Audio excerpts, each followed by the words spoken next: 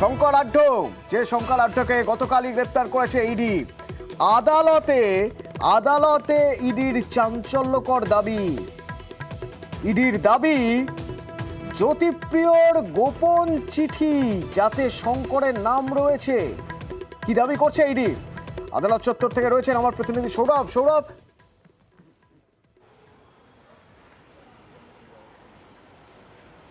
একেবারেই দেখো, ইডির তরফ থেকে আজকে আদালতে যখন শঙ্কর আড্ডকে প্রোডাকশন করা হয়, সেই জায়গা থেকে ইডির তরফ থেকে দাবি করা হয় যে গত 16ই ডিসেম্বর, যেই সময় জ্যোতিপ্রিয় মল্লিক তিনি বারবার অভিযোগ করছিলেন যে তার প্রাইভেসি হনন হচ্ছে সিসিটিভি ক্যামেরা তার ওয়ার্ডের সামনে লাগানোর ক্ষেত্রে।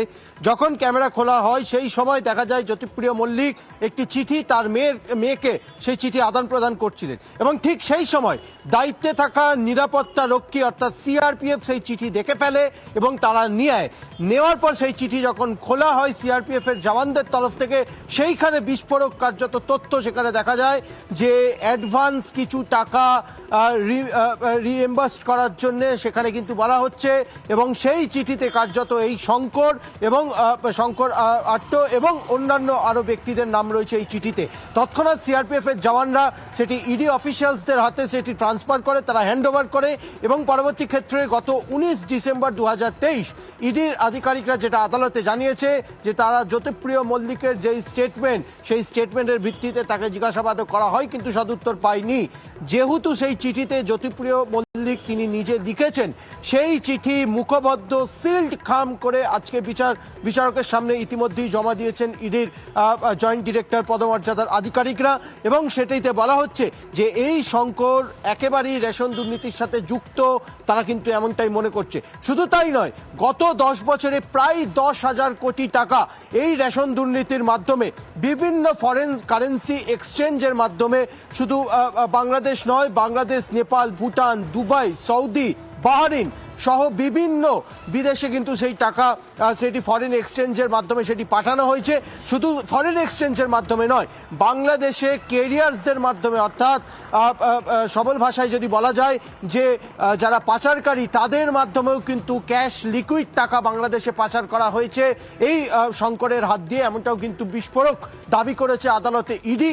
এবং আরেকটু জানতে চাইবো, এই যে টাকা পাচার হয়েছে, বিদেশে টাকার পাচার করেছেন শঙ্কর আড্ড বলে দাবি করছে ইডি, কি পদ্ধতিতে, কিভাবে পাচার করা হয়েছে?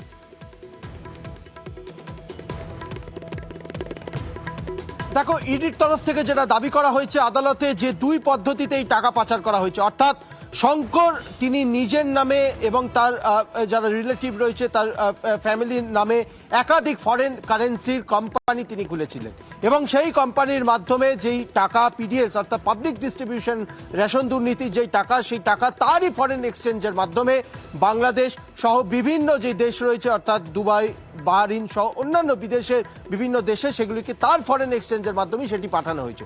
কিছু টাকা হাওয়ালার মাধ্যমে পাঠানো হয়েছে, আবার কিছু টাকা লিকুইড ক্যাশ আকারে বাংলাদেশে পাঠানো হয়েছে ক্যারিয়ার্সের মাধ্যমে। অর্থাৎ সহজ ভাষায় যদি বলি, বাংলাদেশের যে পাচারকারী অর্থাৎ রাখাল যাদেরকে বলা হয়, যাদেরকে বিএসএফ অনেক সময় কিন্তু বিএসএফ এর হাতে যারা ধরা পড়ে, তাদের হাত দিয়েই কিন্তু ক্যাশ লিকুইড টাকা বাংলাদেশে পাঠানো হয়েছে, এবং সেই বাংলাদেশের যখন সেই বাংলাদেশের টাকাতে সেটি কনভার্সন করা হয়েছে, সেইখান থেকে বিভিন্ন বিদেশে কিন্তু সেই টাকা সেখানকার বাংলাদেশের ফরেন এক্সচেঞ্জের মাধ্যমে সেটি পাঠানো হয়েছে, এমনটাই কিন্তু বিস্ফোরক দাবি করেছে। অর্থাৎ দু তরফে একটি পদ্ধতি হচ্ছে তার নিজের ফরেক্সের যে ফার্ম, সেই ফার্ম খুলে তিনি পাঠিয়েছিলেন, এবার অন্যান্য যে পদ্ধতি সেটি বাংলাদেশের ক্যারিয়ার্সের মাধ্যমে বাংলাদেশে পাঠানো হয়েছে, সেখান থেকে অন্যান্য দেশে সেই টাকা পাঠানো হয়েছে।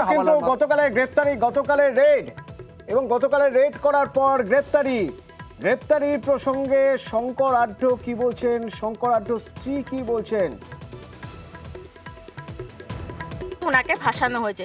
রেশন দুর্নীতি বন্টনের মধ্যে কি উনি কোনোদিনই ছিল? কেউই বলতে পারবে না। আর ব্যবসার টাকা থাকতেই পারে, 8 লাখ টাকা তো কোনো 8 লাখ টাকা।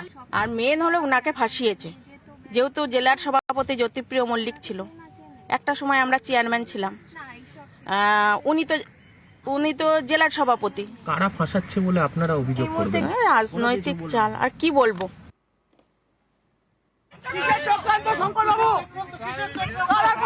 কিছু মানুষ আছে